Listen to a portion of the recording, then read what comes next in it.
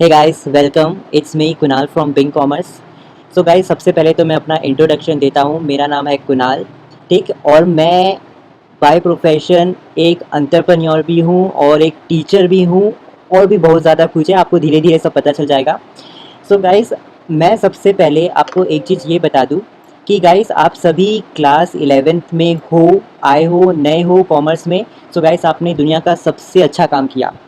Reason ये है, अच्छा है कि आपने बायो जैसे सब्जेक्ट और पीसीएम जैसे सब्जेक्ट नहीं लिया, नहीं तो मैं आपको एक चीज़ बताऊँ, आपकी लाइफ कसम से झंड हो जाती।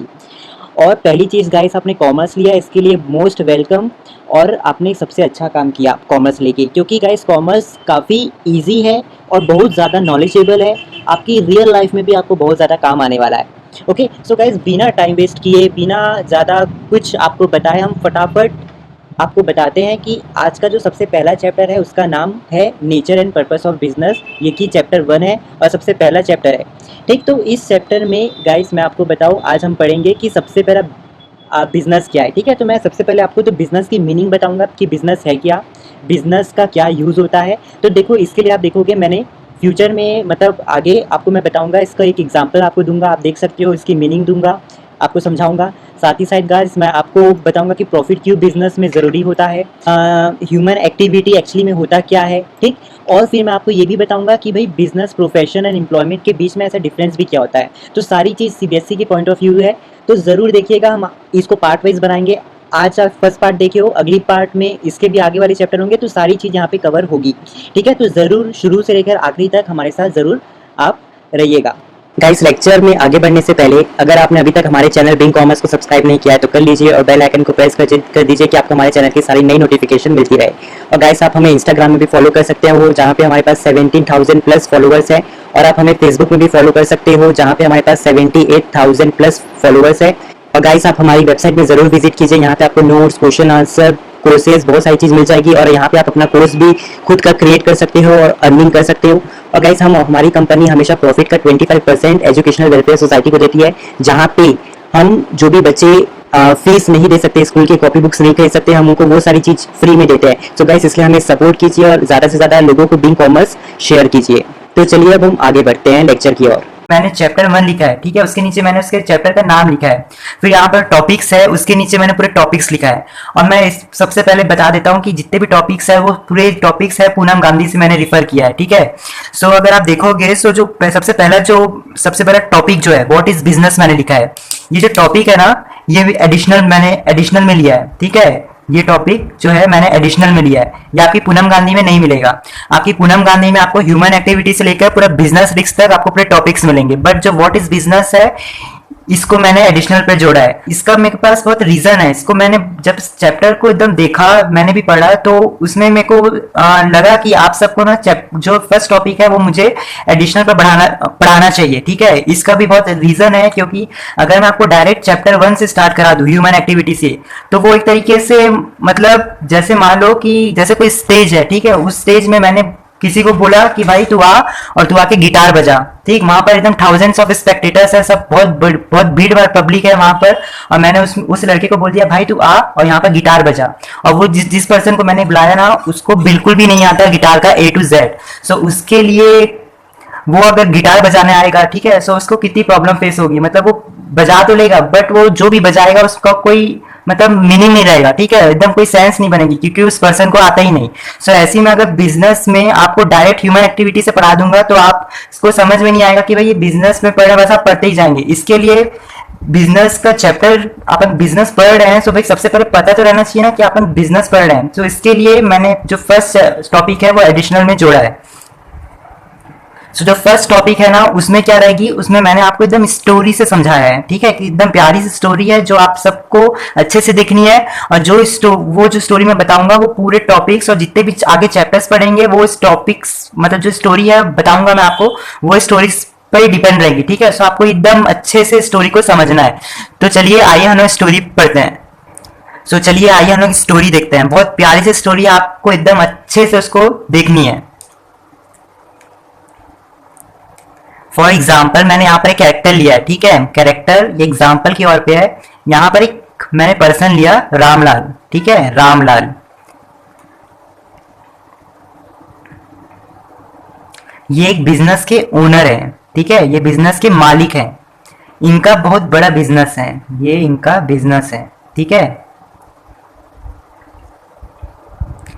इनका बिजनेस किसमें है? मैन्युफैक्चरिंग में है। इनका बिजनेस जो है वो मैन्युफैक्चरिंग पे डील करता है। मैन्युफैक्चरिंग कंपनी है मिस्टर रामलाल की। तो आप मुझसे क्वेश्चन पूछोगे, अच्छा भाई इसकी तो मैन्युफैक्चरिंग क्या है, तो इसमें ये क्या मैन्युफैक्चर करता है? जैसे बहुत सी कपड़े की मैन्युफैक्चरिंग कंपनी, ऑयल की मैन्युफैक्चरिंग, बट जो रामलाल की कंपनी है ना, वो क्या करती है, वो टेबल चेयर का जो जितना भी रहता है ना, वो सब काम करती है टेबल चेयर पे, ठीक है। सो मिस्टर जो रामलाल है, उनकी जो कंपनी है ना, वो टेबल चेयर बनाने के लिए क्या करती है, वुड्स मतलब लकड़ी, यहाँ पर वुड्स, तब जो लकड़ी रहती है ना, ये इनकी कंपनी क्या करती है, परचेस करती है। एक पर्सन है, उससे क्या करती है, परचेस करती है। वुड्स जितने भी लकड़ी है ना, वो किसी और पर्सन से परचेस करती है और अपनी कंपनी पे लाती है, ठीक है, परचेस करती है। यहाँ पर मैं लिख देता हूं, परचेस करती है। सो जो रामलाल की कंपनी है ना, वो क्या, जो टेबल चेयर, जो भी लकड़ी के टेबल चेयर्स है, वो सबको बनाने के लिए, वो सबको मैन्युफैक्चरिंग करने के लिए, वो सबको प्रोडक्शन करने के लिए वो क्या करती है, वुड्स लेती है। किससे? एक पर्सन है, उससे क्या लकड़ी पूरी लेती है, उसको परचेस करती है और अपनी कंपनी में लाती है। अब जो रामलाल जी की कंपनी है, उनका एक ही काम है, ठीक है। उनका काम क्या है, जो वुड्स है, जो लकड़ियां है, उनको किसमें, टेबल चेयर एक्सेट्रा में कन्वर्ट करना, ठीक है। ये इनका मतलब बेसिक मोटिव है इनकी कंपनी का। सो जो इनकी कंपनी है ना, ये क्या कर रही है, प्रोडक्शन कर रही है, ठीक है। क्या कर रही है, प्रोडक्शन कर रही है। इनकी कंपनी क्या कर रही है, प्रोडक्शन कर रही है। बहुत ही इजी काम है, कुछ नहीं, रामलाल जी की कंपनी है, वो मैन्युफैक्चरिंग करती है। क्या करती है, जो भी लकड़ी का सामान है उसको किसमें, टेबल चेयर ये सब में कन्वर्ट करती है, ठीक है। सो उसके लिए उसकी कंपनी क्या करती है, जो रॉ मटेरियल जो वुड है, ठीक है, जो लकड़ियां है, वो कोई पर्सन से लेती है, अपनी कंपनी में लाती है, उस लकड़ी से वो चेयर टेबल ये सब काम करती है, मतलब उसमें कन्वर्ट करती है। और जब फाइनली वो क्या करती है, जब टेबल चेयर जब फाइनली बन जाता है, ठीक है, ये टेबल चेयर फॉर एग्जांपल एक टेबल है, ये जो लास्ट स्टेप है। सो इसमें क्या करती है, ये टेबल जितने भी टेबल चेयर है वो सब प्रिपेयर करती है, और इसके बाद क्या करती है, इनकी कंपनी उसको सेल एंड डिस्ट्रीब्यूट कर देती है, cell and distribute.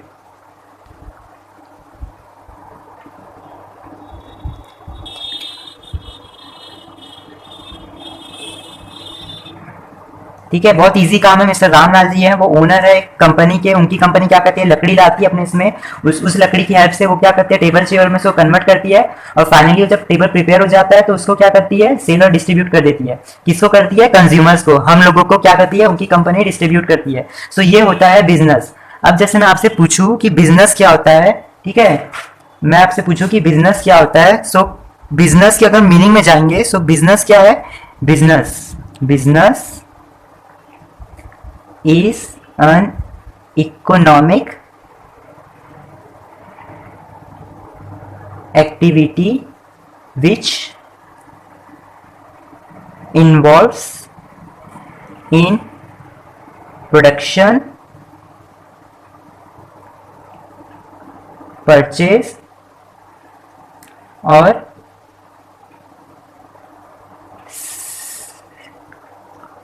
of sale and distribute of goods and services with main objective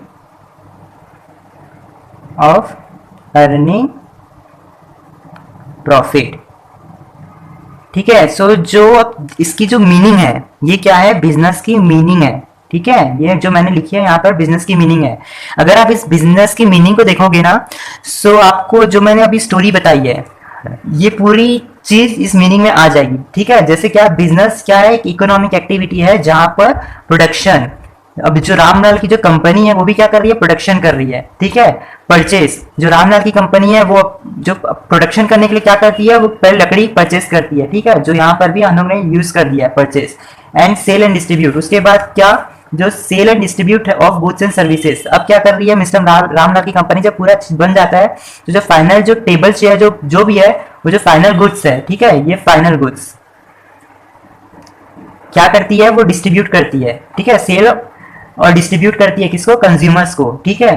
consumers को क्या करती है, डिस्ट्रीब्यूट करती है। सेल मतलब होता है कि उसे बेचना, ठीक है। सो ये जो बिजनेस की है ये मीनिंग है, आपको एकदम अच्छे से समझ में आ जाना चाहिए। कुछ नहीं है, बस रामलाल जी की कंपनी है। मैं और एक बार बता देता हूँ, ठीक है। वो क्या करती है, इनकी कंपनी क्या करती है, जो भी लकड़ी के चेयर जो भी रहते हैं उनको क्या करती है, बनाती है। अब वो चीज को बनाने के लिए इनको क्या चाहिए, लकड़ी चाहिए। सो ये लकड़ी क्या करते हैं, कहीं से बोरो करते हैं या फिर खरीदते हैं और वो अपनी कंपनी में लाते हैं लकड़ी को। उस लकड़ी की हेल्प से वो क्या करते हैं, जो भी है टेबल चेयर को बनाते हैं, और जब वो रेडी हो जाता है तो उसको सेल एंड डिस्ट्रीब्यूट कर देते हैं, ठीक है। सो बहुत इजी है ये, कुछ नहीं है, बस यही जो है बहुत इजी प्रोसेस है। ये जो मैंने स्टोरी बताई है ये आपको याद रखनी है। और जैसा कि मैं बताया कि जो मीनिंग है, जो भी मैंने स्टोरी बताई है उस स्टोरी में ही पूरे जितने भी मीनिंग्स है वो पूरे क्या हो गए, कवर हो गए हैं, ठीक। अब जो मैंने और एक चीज जो आपको याद रखनी है, विद जैसे इसके आगे मैंने लिखा है with the main objective of earning profit, ठीक है। जो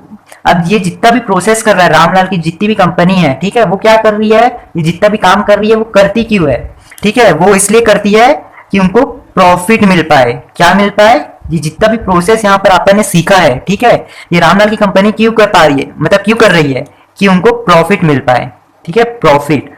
अब आप बोलोगे सर ये प्रॉफिट क्या है भाई, है ना, जो क्वेश्चन राइज हो रहा है कि जी ये प्रॉफिट है क्या, प्रॉफिट है क्या। अब जैसे इस प्रॉफिट को समझने से पहले एक चीज़ मैं आपको बता देता हूँ, बहुत जो है आपने सुना ही होगा सेविंग के बारे में, ठीक है। इसे भी बहुत एग्जाम्पल से लेते हैं। फॉर एग्जाम्पल ये है एक मंथ, ठीक है, ये मंथ है, मंथ ऑफ अक्टूबर। 1 अक्टूबर से लेकर पूरा 31 अक्टूबर, ठीक। ये एग्जाम्पल के लिए मैंने एक मंथ लिया है, ठीक है, एग्जाम्पल के लिए एक मंथ लिया है। अब इस मंथ में क्या, अब इस मंथ में मैं बोलता कि आपके जो भी पापा है ना, फॉर एग्जाम्पल आपके पापा हैं, ठीक है, आपके पापा जॉब में जाते हैं और वो जॉब में जाते हैं और उनको क्या सैलरी मिलती है, ठीक है। सपोज आपके पापा को सैलरी मिलती है 50,000, ठीक है, वो सैलरी है, वो क्या है, आपके पापा की इनकम है। क्या है, इनकम है। आपके पापा की इनकम कितनी है, 50,000, ये उन्होंने सपोज किया है, ठीक है। 50,000 आपके पापा कमाते हैं इस हर महीने। तो मैंने एक मंथ ले लिया है, फर्स्ट जो मंथ ऑफ अक्टूबर का मैंने ले लिया, ठीक है। अब इसमें भी आपके पापा ने 50,000 कमाया। अब क्या होता है, अब आप हर घर में ये चीज़ होती है। अब क्या, जैसे मैं बोलूँ कि ये जो भी मतलब मंथ है, अब इस मंथ में क्या क्या होता है, अगर मैं बोलूँ जैसे इस मंथ में आप क्या electric, for example electricity bill, ठीक है, इलेक्ट्रिक बिल आप तो पे करोगे, जो हर मंथ आता है आपके पास और आपको पे करनी पड़ती है, ठीक है, करनी पड़ती है ना। अगर ये मैं कुछ नहीं, आप सपोज करो आपके पापा आपके पापा को सैलरी मिलती है, ठीक है, आपकी पापा की आप सैलरी जो है हम लोग ने क्या किया, उसको सपोज किया 50,000। इस मंथ में वो 50,000 सैलरी कमाते हैं। अब इस मंथ में क्या क्या हो रहा है, एक तो इलेक्ट्रिक बिल आप पे करते हो, ठीक है, उसके साथ साथ आप मान लो राशन, ठीक है, जो बेसिक नीड है वो भी आप मतलब पे करते हो, और उसके साथ साथ आप और भी अदर एक्सपेंस, ठीक है, मतलब और भी कुछ कुछ जो खर्चे रहते हैं वो आप करते हो। सो जो आपके पापा जो सैलरी लाते हैं ना, सो वो उसी से आप तो ये सब काम करते होंगे, ठीक है। जैसे फॉर एग्जांपल इलेक्ट्रिसिटी आप बिल आप मान लो 500 पे किया, ठीक है, इलेक्ट्रिसिटी बिल आपने 500 पे किया, और जो राशन का जो खर्चा आया ना वो 1000 रुपीज़ आया इस मंथ में। और आपके और छोटे मोटे खर्चे, जैसे मान लो आपको कहीं स्टेशनरी या फिर कहीं भी कुछ भी जाना होगा, सो आप पापा से मांगोगे। सो एक तरीके से आप वो भी एक अलग अलग जो है एक्सपेंस आ ही जाता है छोटा मोटा। सो इसको भी सपोज मानो ये भी 500, ठीक है। सो जो एक्सपेंस, अब मैं बात करूँ एक्सपेंस, अब इस मंथ में आपका घर का एक्सपेंस कितना हुआ, ठीक है, आपके घर का एक्सपेंस, एक्सपेंस मतलब होता है खर्चे, ठीक है, ये एक तरीके से घाटा है, खर्चा। सो जो 50,000 आपके पापा की इनकम है और इतना एक्सपेंस है। अब अपन टोटल करेंगे एक्सपेंस को, ठीक है। सो जैसे कि इस मंथ में हम लोगों ने 500 ऐसा इलेक्ट्रिक बिल आपने एज्यूम किया था, 1000 रुपीज़ हम लोग ने राशन का एक्सपेंस माना था, और जो 500 है वो हमने अदर एक्सपेंस माना था। मतलब अगर देखेंगे तो टोटल जो है वो कितना 2000 एक्सपेंस हो गया। अब मैं बात करता हूँ सेविंग। आप सभी ने सेविंग का वर्ड तो सुना ही होगा। सेविंग मतलब क्या होता है, आपके पापा ने जितना भी कमाया इस महीने में, ठीक है, और जितना भी खर्चा हुआ सो जो टोटल इनकम है उसमें से आप एक्सपेंस खर्चे को पूरा माइनस करोगे तो आपके पास क्या सेविंग मनी आएगी। तो जैसा कि आपने अगर जो बचपन की क्लास में पढ़ा होगा, सेविंग क्या होता है, saving equals to income minus expenditure. ठीक है, आपने ये पढ़ा ही होगा।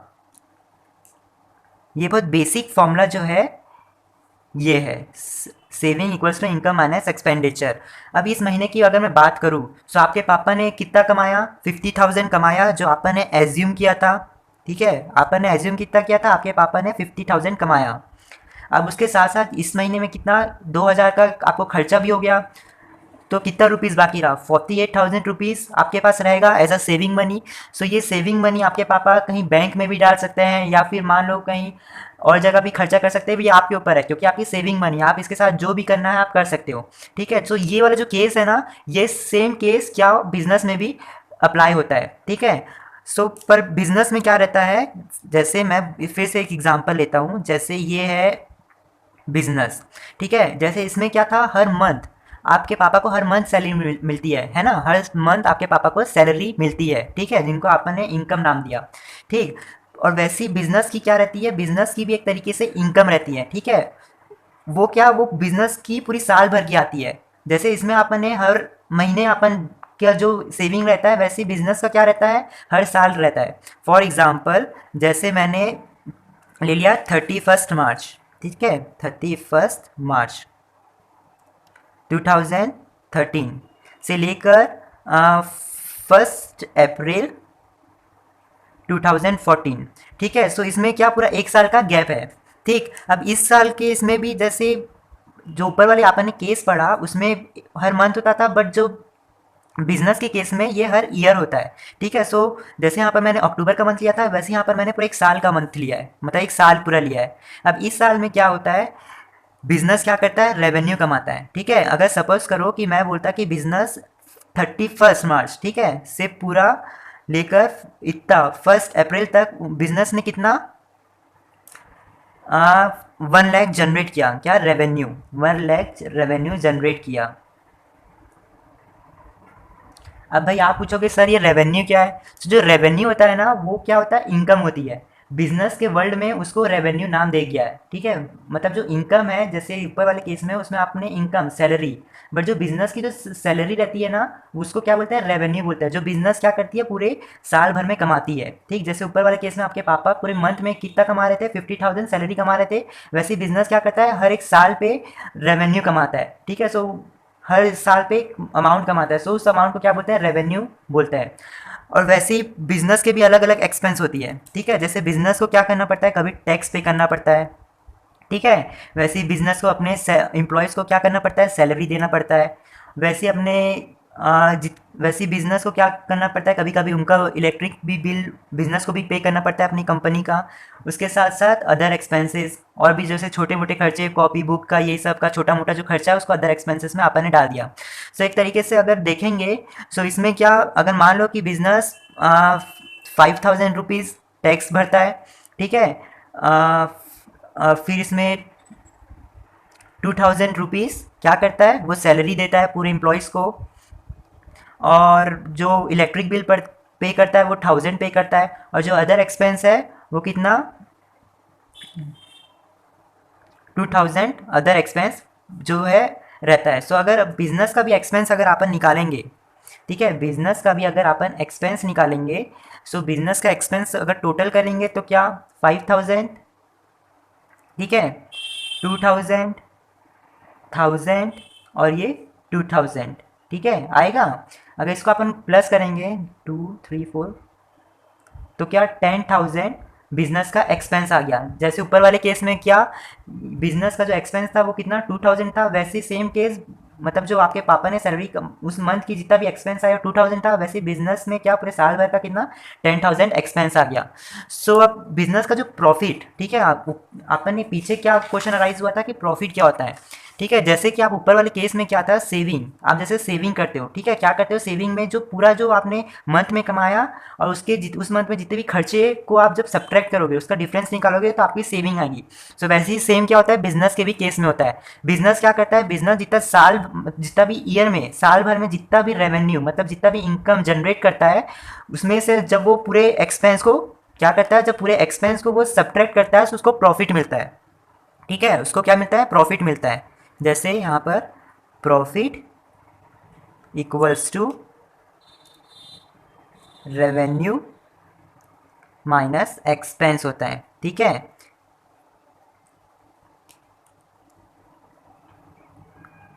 सो अगर मैं बोलूँ कि रेवेन्यू आपने कितना एज्यूम किया था, 1 लाख किया था कि नहीं, रेवेन्यू कितना एज्यूम किया था, 1 लाख एज्यूम किया था, माइनस आपने जितना भी ये टैक्स, सैलरी, इलेक्ट्रिक बिल और अदर एक्सपेंस क्या, बिजनेस ने जितना भी एक्सपेंस किया, ये कितने का, 10,000 का एक्सपेंस आ गया। सब अगर मैं बोलूँ कि इसका जो प्रॉफिट हुआ सो कितना हुआ, 90,000 हुआ कि नहीं प्रॉफिट। ठीक, अब ये जो प्रॉफिट है वो बिजनेस क्या कहीं पर यूज़ कर सकता है, ये भले ही वो बैंक पर भी कर सकता है इन्वेस्ट, मतलब कहीं शेयर्स में भी इन्वेस्ट कर सकता है, या फिर ये बैंक में भी डिपॉजिट कर सकता है, या फिर वो क्या कर सकता है अपने बिजनेस को ग्रोथ करने के लिए भी मतलब स्पेंड कर सकता है। सो ये होता है प्रॉफिट। जो इनकम, जैसे फर्स्ट केस में अगर आप जो सैलरी वाली केस में देखोगे, उसमें जो है इनकम, ठीक है, इनकम जो आपके पापा पूरे 1 महीने में जितना इनकम जो जनरेट करते हैं, उसको अगर बिजनेस के टर्म्स में देखेंगे तो उसको रेवेन्यू नाम दे गया है। ठीक, एक्सपेंस तो दोनों के केस में सेम है, और वैसे ही जो ये वाले केस में सेविंग को प्रॉफिट का नाम दे गया है। सेविंग जो आप जैसे सेविंग निकाले इसमें, वैसे बिजनेस क्या करता है, प्रॉफिट निकालता है। ठीक है, सो ये होता है जो बिजनेस का, जो मैंने आपको बताया स्टोरी में, ये होती है। जो आज का जो टॉपिक हम लोग को कवर करना है वो ह्यूमन एक्टिविटी है। आप इस टॉपिक में हम लोग पढ़ेंगे कि ह्यूमन एक्टिविटी है वो होती क्या है। सो आज का जो टॉपिक है हम लोग को जो कवर करना है वो ह्यूमन एक्टिविटी का कवर करना है। सो आइए हम लोग चलते हैं ह्यूमन एक्टिविटी पर। जैसा कि आप देख सकते हैं मैंने स्क्रीन पर कि मैंने जो सबसे पहला जो टॉपिक लिखा है वो ह्यूमन एक्टिविटी, उसके नीचे मैंने आप बहुत प्यारी सी मीनिंग लिखी है ह्यूमन एक्टिविटी की। ठीक, ये जो मीनिंग है ये ह्यूमन एक्टिविटी की है, जहाँ पर मैंने लिखा है कि activities which are undertaken by human. अगर मैं इसका मतलब आपको बहुत इजी टर्म्स में बताऊँ, बहुत नॉमिनल टर्म्स में बताऊँ, तो इसका मतलब होता है कि जितनी भी एक्टिविटी ह्यूमन अंडरटेक करता है, मतलब जितनी भी एक्टिविटी ह्यूमन बीइंग करता है वो सब एक्टिविटी ह्यूमन एक्टिविटी कहलाती है। जैसे कि अगर मैं बोलूँ कि जो पर्सन ब्रश कर रहा है वो भी एक ह्यूमन एक्टिविटी है, अगर मैं बोलूँ कि एक पर्सन सो रहा है तो वो भी एक ह्यूमन एक्टिविटी है, अगर मैं बोलूँ कि वो ऑफिस जा रहा है, स्कूल जा रहा है, वो पढ़ा रहा है, हर एक्टिविटी जो भी ह्यूमन बीइंग करता है वो पूरी एक्टिविटी को ह्यूमन एक्टिविटी कंसिडर किया जाता है। अब इसके बाद रिसर्चर्स का रोल आता है। रिसर्चर्स,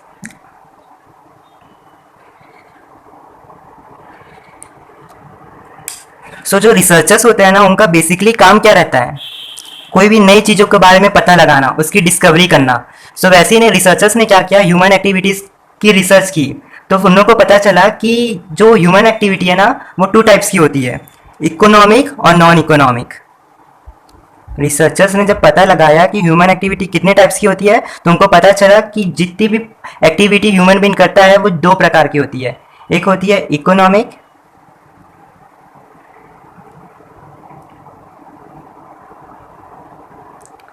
और दूसरी होती है नॉन इकोनॉमिक एक्टिविटी।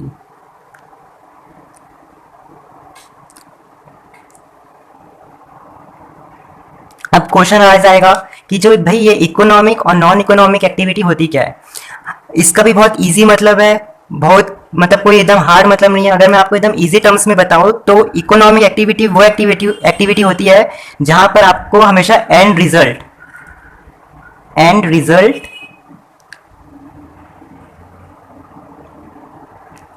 मनी मिले। एंड रिजल्ट क्या मिले, आपको हमेशा मनी मिले। और अगर मैं वहीं पर नॉन इकोनॉमिक की एक्टिविटी की बात करता हूं तो जहां पर आपको हमेशा एंड रिजल्ट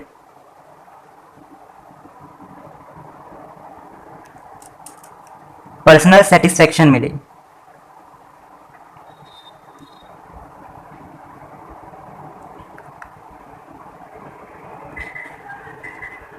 अभी इसके बारे में समझेंगे कि ये एंड रिजल्ट मतलब होता क्या है।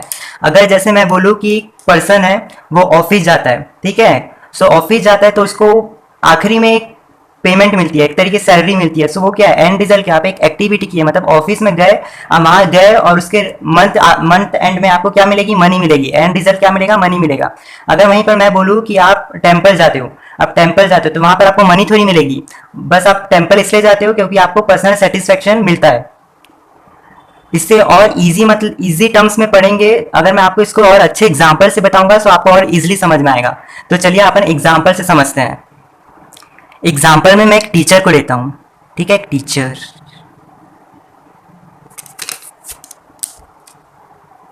ये टीचर है,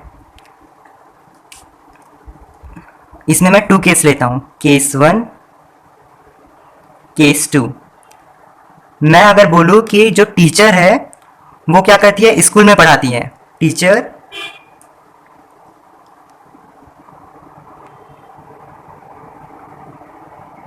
टीचर्स इन स्कूल। अब सेकंड केस में अगर मैं लिखता हूं कि teacher teachers his own child, ठीक है। सो मैंने एक टीचर को एग्जाम्पल पे लिया और मैंने 2 केस डाल दिए। पहला तो जो केस 1 है उसमें क्या करती है, टीचर क्या करती है, स्कूल में पढ़ाती है, और जो दूसरा केस है टीचर अपने सन को पढ़ाती है। सो अब अगर आप इसमें देखोगे कि इकोनॉमिक और नॉन इकोनॉमिक एक्टिविटी क्या है, सो जैसा मैंने आपको बताया था कि इकोनॉमिक एक्टिविटी क्या होती है, जहां पर आपको एंड रिजल्ट क्या मिले, मनी मिले, मतलब जो भी काम आप करते हो उसके आखिरी में आपको क्या मिले, मनी मिले। और अगर मैं नॉन इकोनॉमिक एक्टिविटी की बात करूँ तो उसका जो भी काम आप करते हो उसके आखिरी में आपको पर्सनल सेटिस्फेक्शन मिलेगा, सो वो एक्टिविटी को क्या बोलेंगे, नॉन इकोनॉमिक एक्टिविटी बोलेंगे। अगर ये टीचर का अगर मैं एग्जांपल लेता हूँ, सो जो टीचर है अगर मैं बोलूँ कि वो अपने स्कूल में पढ़ाती है, ठीक है, टीचर क्या करती है, अपने स्कूल में पढ़ाती है। सो अब जब टीचर पढ़ाएगी तो उसको जो स्कूल है वो क्या करेगा, पेमेंट करेगा, है ना। सो जैसे इकोनॉमिक एक्टिविटी क्या होती है, जहां पर कोई भी एक्टिविटी करते हो और उससे आपको मनी मिलेगी। सो वैसे टीचर अगर स्कूल में पढ़ाएगी तो उसको स्कूल क्या करेगा, पेमेंट करेगा, सैलरी प्रोवाइड करेगा, ठीक है। सो ये कौन सी एक्टिविटी हो गई, इकोनॉमिक एक्टिविटी, इकोनॉमिक एक्टिविटी। और अगर मैं केस 2 लेता हूं, अगर मैं केस 2 लेता हूं, तो केस 2 में अगर मैं बोलता कि जो टीचर है वो अपने बेटे को पढ़ा रही है। पहले केस में मैंने लिया कि जो टीचर है वो स्कूल में पढ़ा रही है, सो उसको स्कूल क्या करता है, पेमेंट करता है। सो यहाँ पर एंड रिजल्ट क्या मिले, आपको मनी मिली है। अगर मैं वही बात करूँ केस 2 में, सो जो टीचर है उसको क्या, वो अपने बेटे को पढ़ा रही है। सो अगर वो अपने बेटे को पढ़ाएगी तो क्या अपने बेटे से पैसा लेगी, बिल्कुल नहीं लेगी, बस टीचर को क्या एक पर्सनल सेटिस्फेक्शन मिलेगा। सो जैसा अगर मैं बात करूँ कि नॉन इकोनॉमिक एक्टिविटी जो मैंने आपको बताई थी, उसमें आपको क्या, बस आखिरी जो भी एक्टिविटी करते हो उसके आखिरी में आपको पर्सनल सेटिस्फेक्शन मिलता है, उस एक्टिविटी को नॉन इकोनॉमिक बोलते हैं। सो जैसे अगर टीचर अपने बेटे को पढ़ाएगी, सो उसको आखिरी में एक तरीके से पर्सनल सेटिस्फेक्शन मिलेगा कि मैं अपने ही एक बेटे को पढ़ा रही हूँ करके। सो ये वाली जो केस है उसमें इस केस को हम लोग नॉन इकोनॉमिक एक्टिविटी कंसीडर करेंगे।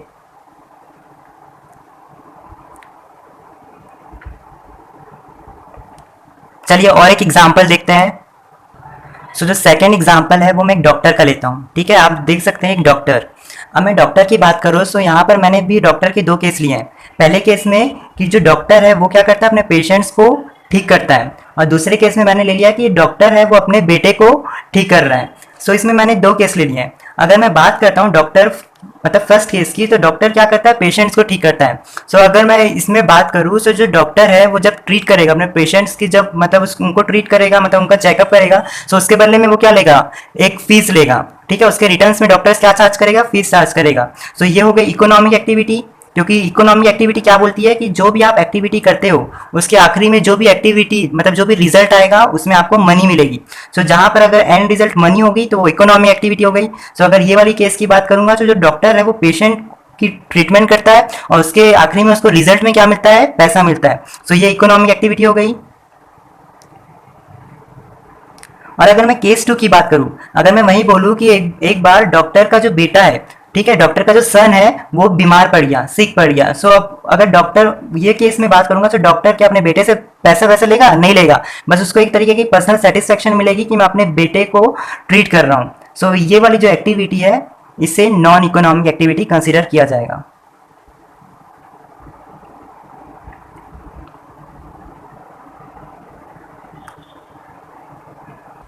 ठीक है। सो ये बहुत इजी कंसेप्ट है, ये आपको एकदम समझ आ जाना चाहिए। मतलब जो भी रिजल्ट, अगर आखिरी में जो भी एक्टिविटी आप करते हो उसके अगर आखिरी में आपको रिजल्ट पैसा मिले सो वो इकोनॉमिक एक्टिविटी हो गई। अगर वही चीज आखिरी में अगर मतलब आप जैसे टेम्पल वेम्पल जा रहे हो, ठीक है, सो उसमें आपको मनी कहाँ मिलेगी, एक तरीके से आपको बस पर्सनल सेटिस्फेक्शन मिलेगा। सो अगर मैं बात करूँ जो एंड रिजल्ट जब नॉन इकोनॉमिक में आपको पर्सनल सेटिस्फेक्शन मिलेगा, सो वो एक्टिविटी क्या कह जाएगी, नॉन इकोनॉमिक एक्टिविटी।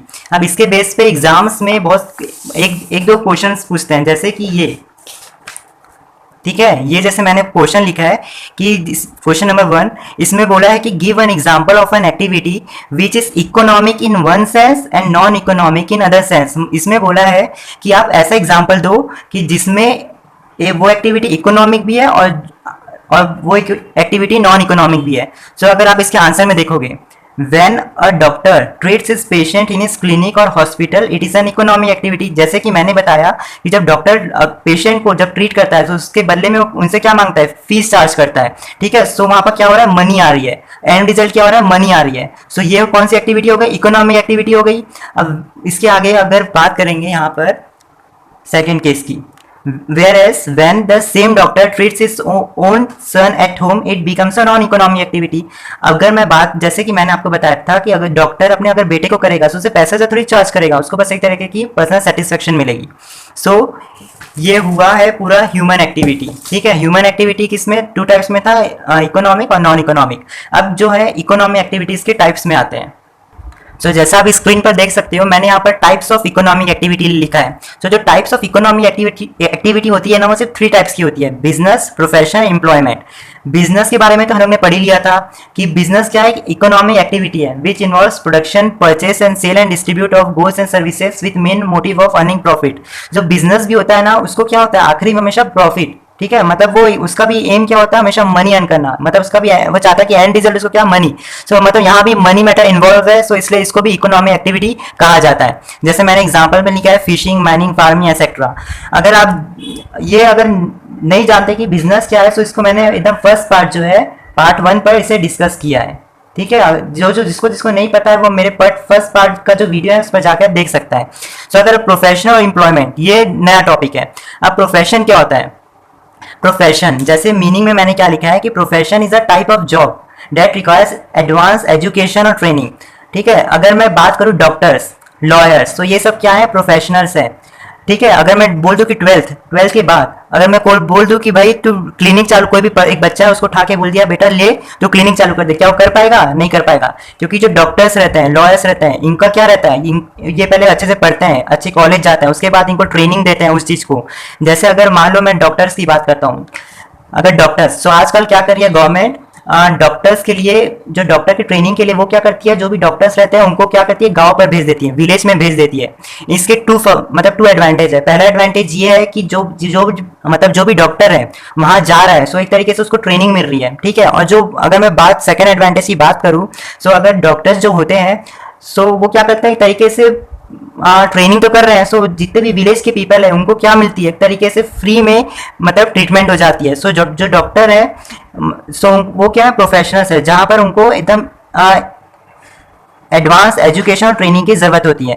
सो ये तो हो गया मीनिंग। अगर सेकंड पॉइंट में देखोगे तो मैंने लिखा है code of conduct is prescribed bye personal bodies.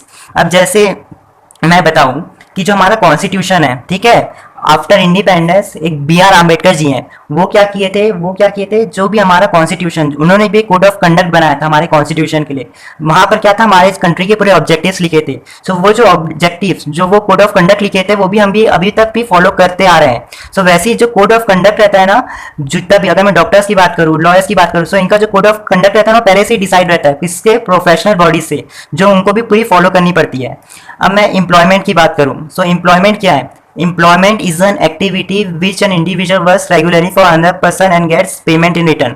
अगर मैं बात करूं आपके डैड अगर जॉब में जाते हैं, ठीक है, सो वो क्या है, एक मतलब अगर वो एक कंपनी में जाते हैं, तो उस कंपनी के अंडर काम कर रहे हैं और उसके बदले में उनको क्या मिलता है, एक तरीके से पेमेंट, सैलरी, जिसको सैलरी बोलता है, उनको सैलरी मिलती है। जैसे इसमें मैं एग्जांपल लिखा हूं, working in office, bank, insurance company, किसी के मैनेजर या फिर प्यून, ये सब क्या है, किसी के अंडर काम करते हैं, उसके बदले में इनको क्या मिलता है, पेमेंट मिलता है। ठीक है, सो ये बहुत इजी टॉपिक है। और जैसे नॉन इकोनॉमिक एक्टिविटी का अगर मैं मीनिंग में जाऊंगा, so activities which are undertaken by people with main motive of getting physiological और personal satisfaction is called an non economic activity. अगर charity, social service, going to temple, ये सब क्या है, ये सब नॉन इकोनॉमिक एक्टिविटी है। टॉपिक हमको कवर करना है वो ये दो है, जहां पर हम लोग पढ़ेंगे कि बिजनेस, प्रोफेशन, एम्प्लॉयमेंट में डिफरेंस क्या है। उसके बाद हम लोग पढ़ेंगे कि इकोनॉमिक और नॉन इकोनॉमिक एक्टिविटी के बारे में हम लोग पढ़ेंगे। सो आज हम लोग डायरेक्ट, मेरी बुक ये है, सो आज डायरेक्ट बुक से हम लोग पढ़ेंगे। सो जैसे कि यहाँ पर दिया गया है difference between business, profession, employment. So इसको मैं आपको एकदम समझाता हूँ बुक से ही। तो जो फर्स्ट टॉपिक है कमेंसमेंट। कमेंसमेंट का मतलब होता है शुरुआत करना। अगर आप अकाउंट्स में पढ़े होंगे तो इसका मतलब होता है कि जब भी कोई बिजनेसमैन अपना बिजनेस चालू करने के लिए जो पैसा या फिर जो भी सामान जो बिजनेस में लगाता है, ठीक है, स्टार्टअप करने के लिए, उसको कमेंसमेंट बोलते हैं। बट अगर यहाँ पर देखेंगे तो यहाँ पर कमेंसमेंट का मतलब होता है स्टार्टअप। ठीक है, मैंने ये जो 3 पॉइंट्स को देखा तो उससे मुझे समझ में आया कि इसका मतलब यहाँ पर स्टार्टअप से दिया गया है। सो अगर कमेंसमेंट की मैं बात करूँ, सो जो बिजनेस में जो कमेंसमेंट होता है ना, जैसे यहाँ पर लिखा है, बिजनेस में commences with the decisions of entrepreneur. अब आप बोलोगे जो इंटरप्रेन्योर, उसका मतलब क्या है? इंटरप्रेन्योर मतलब जो पर्सन जो बिजनेस सेटअप करता है, ठीक है, जो बिजनेस चलाता है।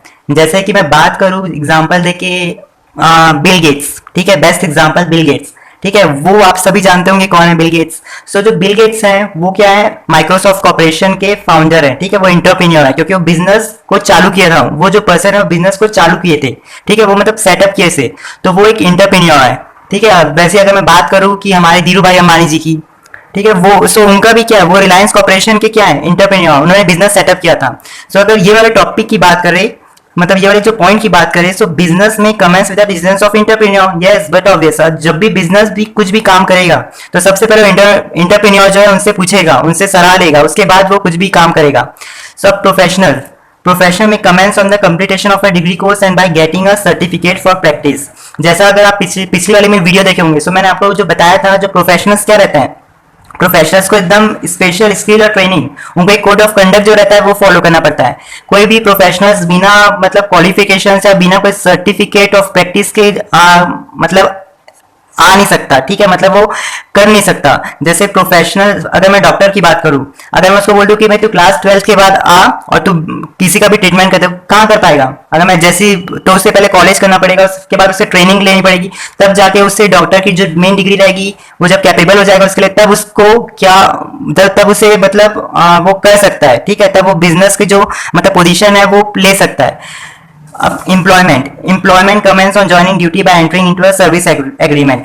फॉर एग्जांपल, जैसे एम्प्लॉयमेंट है, ठीक है, एम्प्लॉयमेंट कभी भी जब वो होता है, फॉर एग्जांपल अगर इसे एकदम इजी वे में समझे, तो अगर आपको रेलवे की जॉब चाहिए तो आप बस क्या करोगे, वहां पर फॉर्म रहेगा, वहां पर फॉर्म बस फिल करोगे और एग्जामिनेशन के मतलब जो रेलवे की जो एग्जामिनेशन उसके बारे में बस पढ़ोगे और जाके एग्जाम भर दोगे, ठीक है, और एग्जाम में पास हुए तो आप मतलब रेलवे का अगर आप क्लियर किए तो आपको जॉब लग जाएगी। सो बस एम्प्लॉयमेंट का ये वाले टॉपिक पे ये दिया है। अब क्वालिफिकेशंस, अब बिजनेस के अगर क्वालिफिकेशंस की बात करें तो जैसे यहाँ लिखा है, no minimum qualifications required before starting a business. ठीक है, अगर मैं बोल दूं कि मतलब बिजनेस में क्या रहता है कि क्वालिफिकेशंस की जरूरत नहीं रहती।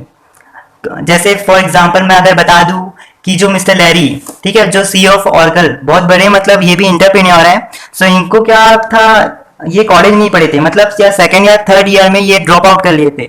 सो वहां पर उन्होंने क्या किया, उनके मतलब इंटरेस्ट ही नहीं था पढ़ने वढ़ने में, बट वो देखो कितने बड़े बिजनेसमैन है। जैसे अगर मैं और एग्जांपल, जैसे स्टीव जॉब्स, मिस्टर धीरू भाई अंबानी, मिस्टर बिल फॉर्ड, सो ये सब क्या है, मतलब इनके पास क्वालिफिकेशंस नहीं थी, बट ये आज कितने बड़े बिजनेसमैन है। सो अगर इस टॉपिक पे मतलब इस पॉइंट में आए, सो जो बिजनेस को अगर कभी भी स्टार्टअप करना है ना, सो बिजनेस करने के लिए जरूरी नहीं है कि क्वालिफिकेशन चाहिए रहती है। Professional, prescribed and professional qualifications and training required. ठीक है, जैसा अगर पिछले बार अगर आप यहाँ पर पढ़े होंगे, एक मिनट, जैसे ये वाला मैंने आपको टॉपिक पढ़ाया था, हाँ ये वाला, code of conduct is prescribe by professional body, जहां पर इसमें मैंने आपको बताया था कि जितने भी प्रोफेशनल्स रहते हैं जैसे लॉयर, डॉक्टर, ये सबको क्या करना पड़ता है, कोड ऑफ कंडक्ट फॉलो करना पड़ता है, जो बहुत पहले से चला आ रहा है। ठीक है, सो इनको क्या मतलब एकदम स्पेशल ट्रेनिंग की जरूरत रहती है, एकदम स्पेशल एडवांस एजुकेशन की जरूरत रहती है, तब जाके वो डॉक्टर मतलब उनको एक तरीके से पोजीशन मिलती है डॉक्टर की। ठीक है। सो इसमें क्या जो प्रोफेशनल का जो पॉइंट है, so prescribe and professional qualifications and training required, वही है। अब qualifications depend on the nature of the job. अगर मैं बोलूँ कि जो बंदा पूरा डॉक्टर किया, मतलब कॉलेज तक उसने क्या किया, डॉक्टर की पढ़ाई तक की, अब वो क्या करेगा, जाके कहीं पर इंजीनियर की जॉब, मतलब जॉब के लिए अगर सर्च करेगा तो कितनी बेवकूफ़ी होगी। सो एक तरीके से जो क्वालिफिकेशन जो रहती है ना, वो नेचर, मतलब वो जॉब के नेचर पे डिपेंड रहती है। अगर वो बंदा इंजीनियर के लिए क्वालिफाइड है, ठीक है, एक इंजीनियर है, ठीक है, उसने मतलब कॉलेज तक इंजीनियरिंग की है, तो वो क्या, बस उसका नेचर क्या, वो इंजीनियरिंग पे ही जाएगा, है ना, डॉक्टर की फील्ड में तो जा नहीं सकता। सो इसका जो मतलब है वही है। अब इन्वेस्टमेंट, इन्वेस्टमेंट इन्वेस्टमेंट का मतलब होता है पूंजी। अगर आप इसे हिंदी में बोलोगे तो इसका मतलब होता है पूंजी, ठीक है। इन्वेस्टमेंट मतलब वही कैपिटल। सो अगर बिजनेस की, अगर अपन इन्वेस्टमेंट की बात करें, सो इसकी जो भी जैसे capital requirement depends on the scale of the business. अगर फॉर इसको अगर एग्जांपल से ले, जो पर्सन है, अगर से ठेला, ठीक है, अगर मतलब ए पर्सन है, उसे क्या करना है, ठेला करना है, सो उसको कितना पैसे की जरूरत पड़ेगी, बहुत कम पैसे की, नॉमिनल। अगर मैं चाहूँ कि जो ए पर्सन है वो चाहता है कि उसे कटिंग की, फॉर एग्जांपल कटिंग की मतलब जो है शॉप खोलनी है, ठीक है, कटिंग की शॉप मतलब बिजनेस खोलना है, सो उसे जो ठेले के, उसे थोड़ा ज्यादा पैसा मतलब इन्वेस्ट करना पड़ेगा। अगर उसे एकदम बड़ी कंपनी करनी है तो उसमें करोड़ों की मतलब उसे इन्वेस्टमेंट करना पड़ेगा, करोड़ों रुपीस की इन्वेस्टमेंट करना पड़ेगा। सो जो बिजनेस रहता है ना, वो उसके स्केल ऑफ, मतलब उसके साइज से डिपेंड करता है। जितना भी कोई भी बिजनेस का साइज कम होगा, उसके हिसाब से उसकी इन्वेस्टमेंट भी कम होगी। अगर किसी को बहुत बड़ा बिजनेस करना है तो उसके हिसाब से उसे बहुत बड़ा इन्वेस्टमेंट, मतलब बहुत बड़ा कैपिटल इंट्रोड्यूस करना पड़ेगा। अगर अब मैं बात करूँ प्रोफेशनल्स की, सो limited capital investment is required, but obvious है। अगर आप अगर प्रोफेशनल डॉक्टर करना है या लॉयर करना है या कुछ भी करना है, अगर प्रोफेशनल्स में जाना है, सो ये सब क्या है, इसमें आपको बस कॉलेज तक की, मतलब कॉलेज करना पड़ेगा, ठीक है। सो इसमें एक तरीके से बहुत कम कैपिटल रिक्वायरमेंट होती है। अब मैं अगर बात करूं एम्प्लॉयमेंट की, no capital investment is required. अगर मैं बात करूं जो बंदा, जैसे मैंने पहले वाले रेलवे की, उसको जॉब के लिए उसने क्या किया, फॉर्म भरा, ठीक है। सो उसमें मतलब एक तरीके से बस आपको पढ़ना है, वो एग्जाम्स को क्लियर करना है, उसके लिए मतलब आपको कोई मतलब उतनी मनी की जरूरत नहीं पड़ेगी। अब जो थर्ड पॉइंट है वो है रिस्क। जो मतलब बिजनेस का जो एक मतलब बेसिक, मतलब हर बिजनेस में जो रिस्क एलिमेंट है ना, ये एक एलिमेंट है जो हमेशा हर जगह, मतलब हर बिजनेस में रहता ही है, ठीक है। सो मतलब जितने भी बिजनेस है, तो उसमें अगर आप जो भी बिजनेस करोगे, तो उसमें आपको पता थोड़ी है कि फ्यूचर में कुछ भी हो सकता है, मतलब आपको कुछ भी घाटा भी हो सकता है। तो एक तरीके से यहाँ पर हमेशा रिस्क और अनसर्टिनिटी हमेशा आपको मिलेगी। और जो प्रोफेशनल रहता है ना, उनके लिए मतलब बहुत कम रिस्क रहता है, ठीक है, मतलब बहुत एकदम नॉमिनल, मतलब बहुत कम रिस्क रहता है। और एम्प्लॉयमेंट की बात करूँ तो वहाँ पर रिस्क ही नहीं रहता है। अगर अब मैं ट्रांसफर ऑफ इंटरेस्ट की बात करूँ, सो जैसे transfer of interest is possible with some formalities. इस पॉइंट का मतलब, जैसे कोई भी बिजनेसमैन है, ठीक है, ए पर्सन, अगर मैं एकदम अगर मैं बात करूं, जो सबसे बड़ा बिजनेसमैन है, फॉर एग्जांपल ए बहुत बड़ा बिजनेसमैन है, ठीक है, जब ए मर जाएगा तो अपन उसका जो भी बेटा होगा उसको, या फिर जो मतलब उसे जिससे भी देना होगा, फॉर एग्जांपल उसका बेटा हो, सो क्या करेगा, वो जितनी भी अपनी संपत्ति है वो उसके नाम पे कर देगा, ठीक है। सो उसमें क्या कर रहा है, वो ट्रांसफर ऑफ इंटरेस्ट, मतलब वो क्या कर रहा है कि जितनी भी उसके पास जितनी भी संपत्ति थी, वो क्या कर रहा है, अपने बेटे को ट्रांसफर कर रहा है विथ सम फॉर्मेलिटीज, बस कुछ भी बस गवर्नमेंट का।